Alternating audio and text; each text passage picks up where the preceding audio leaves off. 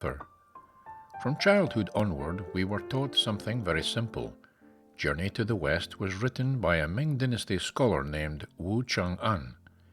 His name appears in modern textbooks, encyclopedias, and media, as if it were a verified, undisputed historical fact.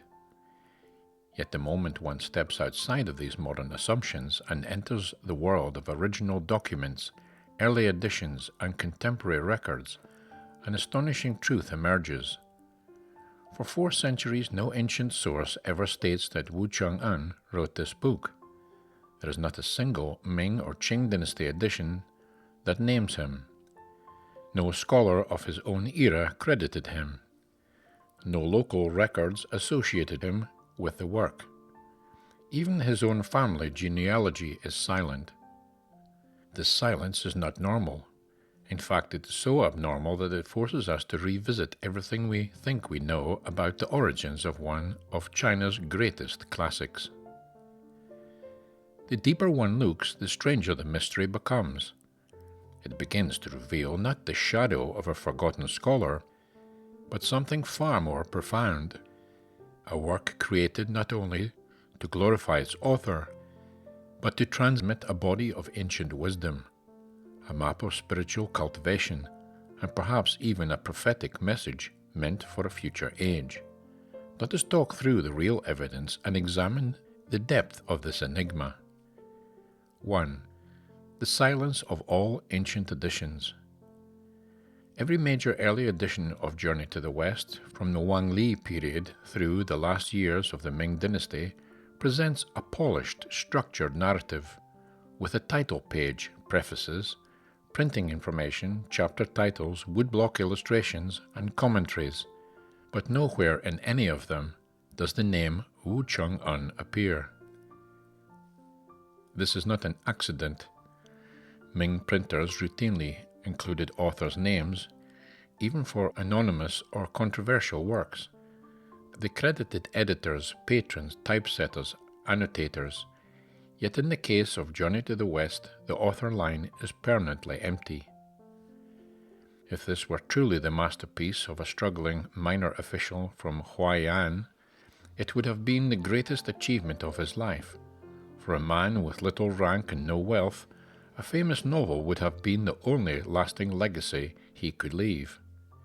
Yet neither he nor his contemporaries ever claimed it. This is the first crack in the facade.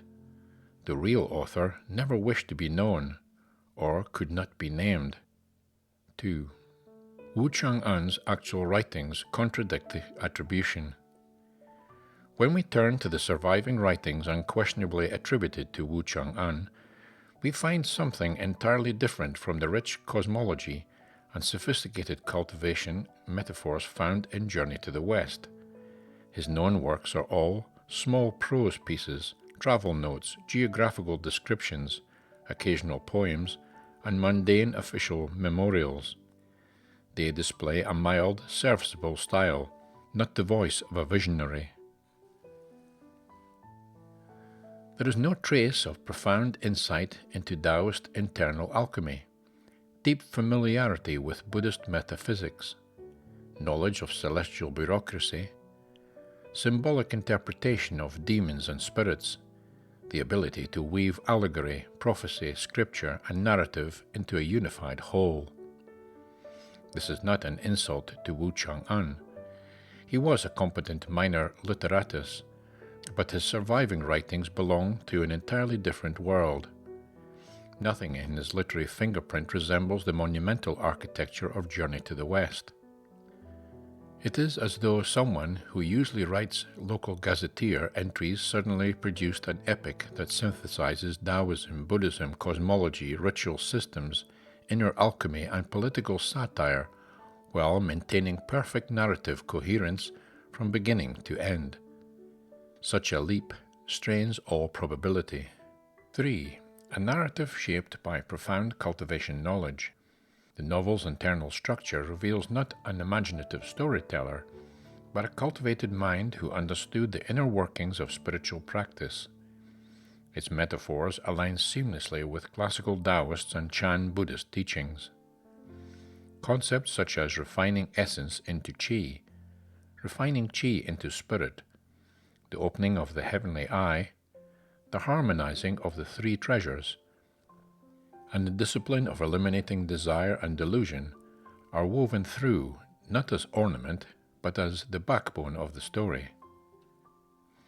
Only someone who has either walked or intimately studied the actual path of cultivation could create this. Sun Wukong's rebellious genius represents the unrestrained consciousness. Bigzi embodies the physical appetites and desires that weigh down the mind. The Sha monk reflects stubbornness and inertia. The white dragon horse serves as the steadfast will that carries practice forward. Tang Shanzang, pure and fragile, represents the original spirit or true self. Every demon corresponds to a human attachment, every hardship a purification trial. The pilgrimage is a metaphor for returning to one's true nature. This is not the worldview of a casual observer. It is the perspective of someone who sees human life as a field of spiritual refinement. No ordinary Ming writer possessed this depth. 4. Familiarity with the invisible architecture of heaven and earth. The novel also shows extraordinary precision in describing heaven's hierarchy, the divine bureaucracy, celestial laws, and the organization of the underworld. It presents not a chaotic, imaginative mythology, but a structured cosmology, the kind found in esoteric traditions and inner temples, not in street legends. This cosmology is internally consistent across 100 chapters, aligned with Daoist celestial registers, parallel to Buddhist cosmological realms, accurate in its description of ancient ritual codes, coherent in its treatment of karma, rebirth, and divine adjudication.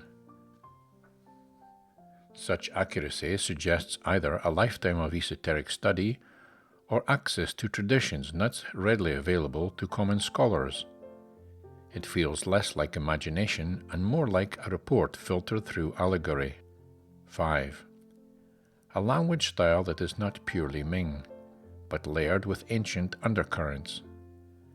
Although the book appears in Ming vernacular, beneath the surface lies a foundation of older linguistic structures, cadences resembling Tang prose, the rhythm of early Buddhist sutras, the metaphorical precision of Daoist scriptures, and expressions rarely used in the Ming but common in medieval spiritual texts. A work that appears modern yet carries ancient DNA usually indicates not a single-time composition, but a compilation, or the transmission of knowledge far older than the manuscript itself. It suggests that the Ming version may not be the origin of the content, but simply the moment someone finally revealed it. 6. A novel with no seams, no weak chapters, and no break in inspiration. Unlike most long novels, Journey to the West has no sagging middle and no later decline. It is one breath, a single unbroken version from beginning to end. This is not how human creativity usually works. Even great writers fluctuate, but Journey to the West does not. It is as though the entire narrative was already complete, fully formed, before a word was written. The author was not inventing, he was transmitting. This kind of structural perfection is more characteristic of spiritual scripture than of secular fiction. It resembles the deliberate architecture of teaching texts rather than rambling evolution of a storyteller's imagination. 7. A prophetic atmosphere pointing to the future, not the Ming Dynasty. The Ming Dynasty was an age of upheaval, natural disasters, social disintegration, strange celestial phenomena, a mix of religious revival and looming fear. In such an atmosphere, many teachings, prophecies, and esoteric doctrines were being revealed or resurfaced. In this context, Journey to the West feels less like entertainment and more like a coded reminder for future generations. Its message is intensely moral and eschatological.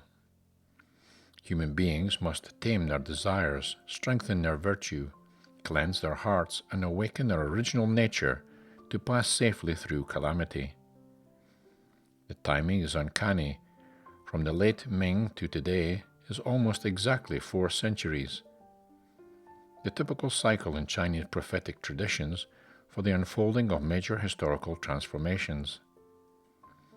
If the novel was intended as guidance for a future era, our era, then the absence of an author is perfectly logical.